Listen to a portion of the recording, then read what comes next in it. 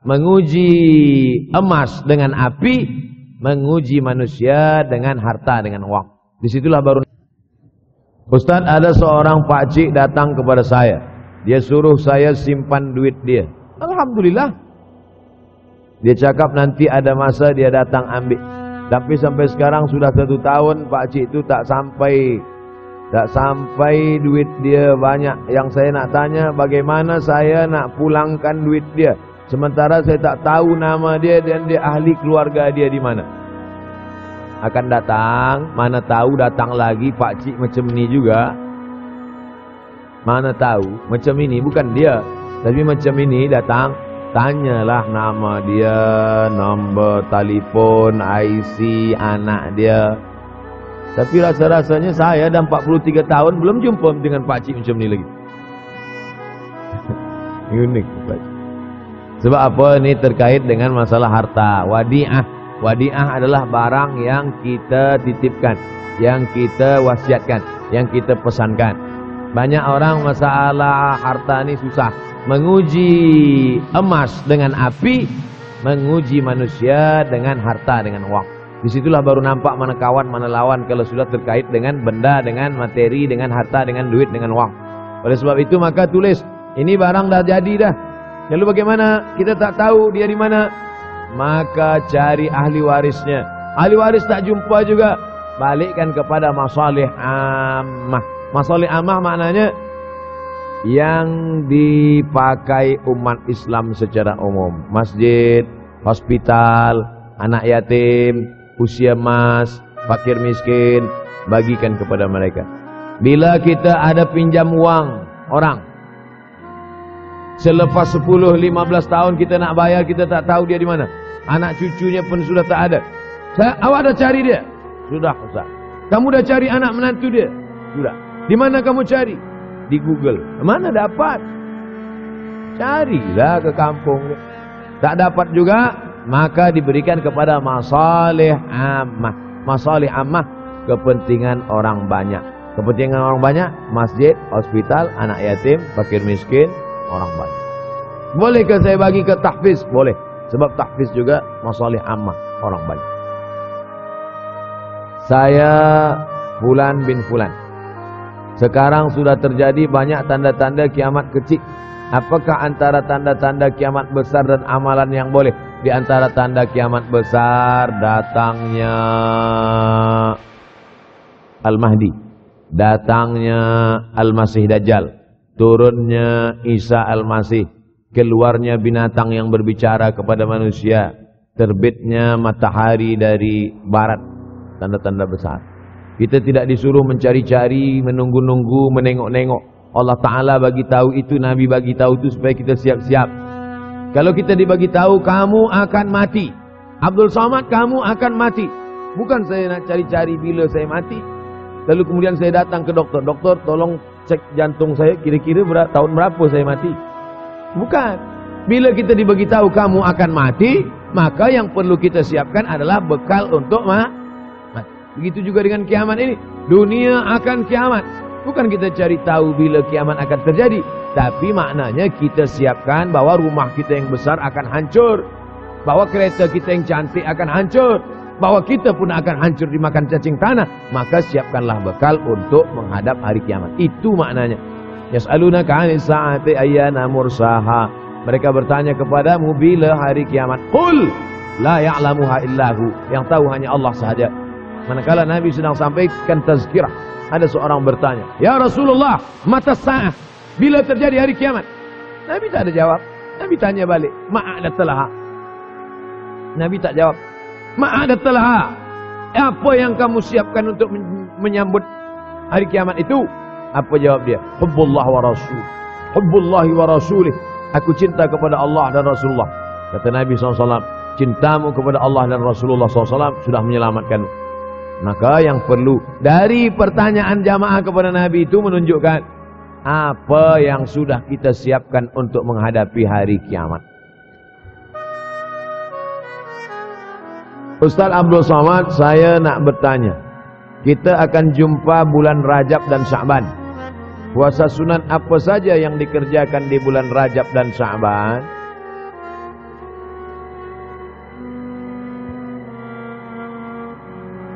Dalam hadis dikatakan salasun mutawaliyatun.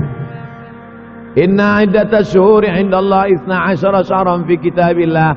Jumlah bulan ada 12. Minha arba'atun hurum. Syukran, jazakallahu khairan, ahsanallahu ilaik. Minha arba'atun hurum. Ada 4 bulan haram.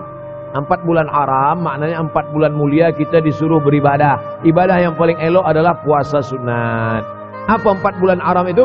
Salasun mutawaliyatun, 3 bulan berterusan, 3 bulan. Muharram, Zulqa'dah, Zulhijjah, Muharram. Wa baina Jumada wa Sya'ban. Ada 1 bulan bersendirian. Dia terletak antara bulan Jumada dan Sya'ban. Itulah dia bulan Rajab. Jadi nanti kalau ada orang banyak berpuasa bulan Rajab, apa dalil awak puasa bulan Rajab? Karena bulan haram. Bulan haram bulan mulia. Di bulan mulia paling bagus beramal yang mulia. Apa amal yang mulia? Puasa sunnah. Bulan Sya'ban. Nabi paling banyak puasa selepas Ramadan adalah Sya'ban. Jadi kalau kita buat yang paling tinggi adalah Ramadan. Di bawah Ramadan, Sya'ban. Di bawah Sya'ban, bulan haram. Paling tinggi Ramadan. Di bawah Ramadan, Sya'ban. Di bawah Sya'ban, itulah dia bulan haram. Muharram, Zulqa'dah, Zulhijjah, Rajab. Nah, inilah puasa-puasa sunat. Sampai-sampai puasa bulan Sya'ban itu, apa kata Aisyah radhiyallahu anha? Kana Rasulullah SAW yasumu Sya'ban kullahu. Nabi pernah melaksanakan puasa bulan Sya'ban itu kullahu. Tapi bukan tiap-tiap tahun. Bukan maknanya tiap tahun Nabi bulan puasa Sya'ban itu full 1 bulan. Tidak. Makna kullahu mu'azzamahu. Sebagian besarnya. Makna kullahu, pernah 1 bulan Sya'ban dia puasa full tapi tidak tiap tahun. Oleh sebab itu banyak-banyak puasa sunat ini elok. Banyak sekarang orang puasa tapi bukan lillahi ta'ala. Puasa nawaitu shauma ghadin, diet. Niatnya tak karena Allah. Berniat puasa karena Allah, dietnya dapat. Berniat diet, Allah tak dapat. Oleh sebab itu maka luruskan niat. Innamal a'malu binniyat. Apa doa untuk lembutkan hati seorang lelaki yang kita sayangi? Salat sunat hajat. Usolli sunnatal hajat. Hajatnya apa? Dalam hati. Jangan cakapkan di situ. Usolli sunnatal hajat, nak lembutkan hati si fulan. Sembayangnya di masjid pula. Dengar kawan sebelah. Siapa kata dia? Dalam hati. Allahu Akbar. Selepas itu di sujud terakhir, aqrabu ma yakunul 'abdu min rabbih wa huwa sajid. Seorang hamba paling dekat dengan Allah manakala dia bersujud. Di sujud terakhir itulah doa. Ya Allah, lembutkanlah hati si fulan, ya muqallibal qulub. Bolehkah kita berdoa menyebut nama? Boleh. Ada hadis Nabi doa menyebut nama? Ada. Allahumma a'izzal Islam bi Umarain. Ya Allah, kuatkan Islam ini dengan 2 Umar. Umar bin Khattab dan Umar bin Hisham. Boleh. Nabi ada menyebut nama. Oleh sebab itu maka doa. Pertama dengan salat hajat. Yang kedua dengan membaca Yasin. Kata Imam Ibnu Katsir, la tuqra'u fi amrin asirin illa yassarahu Allah. Kalau dibacakan pada perkara yang susah, maka Allah mudahkan.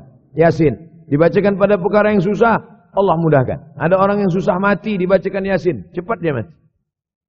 Yassarahu Allah. Dimudahkan Allah Subhanahu wa taala. Maka dibacakan dia. Selepas membaca surah Yasin itu, membaca doa. Allahumma inni as'aluka bihaqqi Yasin. Aku memohon kepada engkau dengan kemuliaan surat Yasin ini, tunaikanlah hajatku. Sebutkan apa hajat. Las. Bagaimana tanggapan Ustaz terhadap budak-budak yang dilarang dalam masjid? Budak-budak terbagi 2. Pertama, budak-budak yang memayyiz. Yang kedua, budak-budak yang shabi, belum sampai memayyiz. Memayyiz belum akil balik, tapi boleh membezakan mana baik, mana buruk, mana makanan, mana kotoran. Yang di bawah ni shabi. Setahun, 2 tahun, 3 tahun, 4 tahun, itu shabi. Shabi ini tak boleh membezakan. Bila kita suruh dia diam, awal-awal kita katakan gini. Ya. Dia pula bagi tahu gitu. Ini tak boleh bawa ke masjid. Adapun yang sudah memayyiz 5, 6, 7, 8, 9, 10, ini dibawa ke masjid. Budak-budak kecil dibuatkan sopnya di belakang. Begitu dalam fatwa Syekh Atiyah Saqar dalam fatwa Al-Azhar. Lelaki Khairus sufufir rijal, sebaik-baik saf lelaki di depan. Selepas itu budak kecil di belakang, baru perempuan. Kenapa budak kecil ini di belakang? Dua alasan. Yang pertama, dia menjadi hijab dinding antara perempuan dengan lelaki. Yang kedua, sebab banyak budak kecil ini yang wuduknya rosak. Sebab apa? Sebab dia belum berkhitan. Maka di ujung kulfah ada najis. Maka kalau dia diletakkan di saf, dia boleh memutus saf. Kenapa masa di Makkah tu banyak budak-budak kecil solat di samping ayahnya? Tak sama budak kecil di sana, budak kecil sini. Budak kecil sana 7 hari khitan. Tempat kita tak tahu di Malaysia. Tempat kami di Sumatera pun beza dengan di Jawa. Di Jawa budak kecil khitan. Kami di Sumatera budak kecil macam cuti sekolah umur 10 tahun baru khitan. Itu pun banyak juga tak khitan. Yang lain khitan dia lari pula. Oleh sebab itu maka yang belum berkhitan tu ada najis di ujung, atau dia sudah berkhitan tapi wuduk dia tak sempurna. Oleh sebab itu budak-budak kecil dibawa ke masjid. Kalau dia sudah boleh ditegah, boleh membezakan, memayis. Budak kecil ini dibagi 3. Yang pertama sabi, belum boleh membezakan mana elok mana tak elok. Selepas itu memayis, sudah boleh membezakan mana elok tak elok, tapi belum lagi akil balik. Selepas itu amrat. Amrat pakai dal. Amrat maknanya baru saja masuk akil balik. Kalau kita larang budak-budak ni di masjid, kalau ada budak-budak kecil masih berlari-lari, masih menjerit-jerit, bersyukurlah. Maknanya masjid kita 20 tahun akan datang masih tetap ada orang yang solat berjamaah. Tapi kalau di masjid tu ada budak-budak lagi, yang ada tua-tua je, alamat kapal akan tenggelam. Sekarang banyak di masjid ni isinya orang-orang yang sudah diintai-intai malaikat maut aja. Na'udzubillah. Alhamdulillah masjid kita semua hadir. Budak-budak kecil pun hadir, pemuda-pemuda belia pun hadir. InsyaAllah 20 tahun akan datang masjid ini tetap ramai solat berjamaah. Anak saya pernah ditampar oleh seorang nenek kerana yang sedang solat dia menjerit dan menangis. Oh, mungkin nenek ini darah tinggi. Maka akan datang, jangan letak dia dekat nenek-nenek. Itulah maka saya sebut tadi di belakang. Memang orang-orang tua ni kadang emosional dia tak lagi terkendali. Tengok. Kadang jangankan menangis, kita menyanyi pun dia tersinggung. Apalagi menangis. Oleh sebab itu maka kita jaga. Ada setengah orang tua memang tak suka menengok budak kecil. Ini budak ni pergi balik. Kalau tak aku mati dia sipak ke dia. Alhamdulillah. Jadi manusia ini kalau sudah 7 ke bawah, 71 ke atas, memang macam-macam akhlak, akal dia sudah dicabut oleh Allah. Mudah-mudahan yang kita inginkan. Makanya ada doa supaya jangan sampai an yuradda ila arzalil umuri. Jangan sampai aku disampaikan pada usia yang hina. Ada manusia ini usianya hina. Sebab apa usia hina? Wa man nu'ammirhu nunakkishu fil khalqi. Siapa yang kami panjangkan umurnya, kami kurangkan kejadiannya. Sudah sampai pada umur itu berkurang kejadian. Kaki berkurang, mata berkurang, telinga berkurang, dan paling mengkhawatirkan adalah akal pun berkurang. Inilah termasuk akal berkurang. Dia tanpa budak kecil itu sebenarnya umur dia sudah hampir-hampir sama macam budak kecil itu. Mudah-mudahan kita diselamatkan daripada usia yang hina ini insyaallah. Di akhir majlis mari kita berdoa kepada Allah supaya kita istiqamah hingga akhir zaman, akhir hayat. Ala hadhihi niyyah al-Fatihah. A'udzubillahi minasyaitonir rajim. Bismillahirrahmanirrahim. Alhamdulillahirabbil alamin. Ar-Rahmanir Rahim. Maliki yaumiddin. Iyyaka na'budu wa iyyaka nasta'in. Ihdinas siratal mustaqim, siratal ladzina an'amta 'alaihim ghairil maghdubi 'alaihim waladdallin. Amin. Allahumma inna na'udzubika minal hammi wal hazan. Selamatkan kami dari susah hati dan kesulitan. Wa minal ajzi wal kasal. Selamatkan kami dari sifat malas dan lemah. Wal jubni wal bukhul. Selamatkan kami dari sifat penakut dan bakhil. Wa dhala'id daini wa ghalabatir rijal. Selamatkan kami dari dililit hutang dan dikuasai orang lain. Allahumma inna na'udzubika min ilmin la yanfa'. Selamatkan kami dari ilmu yang tak bermanfaat. Wa min qalbin la yakhsha'. Jauhkan kami dari hati yang tak takut dan tak khusyuk. Wa min nafsin la tasma'.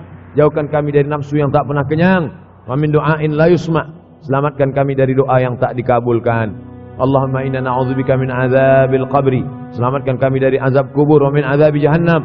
Selamatkan kami dari azab jahannam. Wa min fitnatil mahya wal mamat. Selamatkan kami dari fitnah hidup dan mati. Wa min syarri fitnatil masiihid dajjal. Selamatkan kami dari fitnah al-masih ad-dajjal. Allahumma tahhir qulubana, sucikan hati kami. Allahumma ja'alna minat tawabin, jadikan kami orang yang bertaubat. Waj'alna minal mutatahhirin, jadikan kami orang yang mensucikan hati. Waj'alna min ibadikas salihin, jadikan kami hamba-hambamu yang saleh. Rabbana la tuzigh qulubana, jangan kau palingkan hati kami ba'da idh hadaitana, setelah engkau berikan hidayah kepada kami. Allahumma dzakkirna minhu ma nasina, buat hati kami ini ingat, jangan sampai lalai kepadamu ya Allah. Ya muqallibal qulub, wa engkau yang membalikkan hati, sabbit qulubana, kokohkan hati kami ala dinik wa ala ta'atik, dalam agamamu, dalam ketaatan kepadamu. Allahumma sabbitna ala al-iman wal islam, kokohkan kami dalam iman dan Islam. Allahumma ja'alna minal ladzina yastami'una al-qawla fayattabi'una ahsanah, jadikan kami orang-orang yang mendengarkan nasihat yang baik lalu merubahnya menjadi amal yang baik. Rabbana atina fid dunya hasanatan wa fil akhirati hasanatan wa qina adzabannar. Wa sallallahu ala sayyidina wa maulana Muhammad wa ala alihi wa sahbihi wa sallam. Walhamdulillahi rabbil alamin.